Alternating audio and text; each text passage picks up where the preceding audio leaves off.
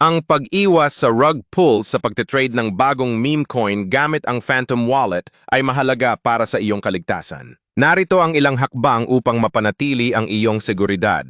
1. Research. Gawin ang iyong research tungkol sa meme coin. Suriin ang team sa likod nito, ang kanilang white paper, at ang kanilang social media presence. Ang mga meme coin na may malakas na community support at transparent na team ay mas kaunti ang tsansa na mag-rug pull. 2. Liquidity. Suriin ang liquidity ng meme coin.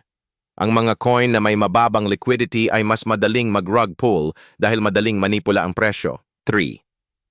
Smart Contract Audit. Hanapin ang mga smart contract audit mula sa mga reputable firm.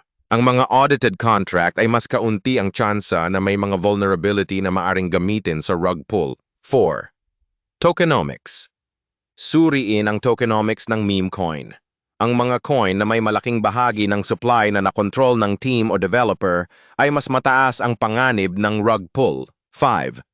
Community feedback.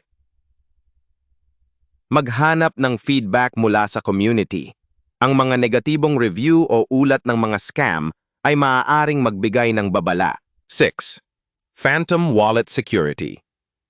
Siguraduhin na ang iyong Phantom Wallet ay updated at may mga security measures tulad ng two-factor authentication, 2FA. Huwag ibahagi ang iyong seed phrase o private key sa kahit sino. 7. Small investments. Mag-invest ng maliit na halaga sa mga bagong meme coin upang limitahan ang iyong panganib.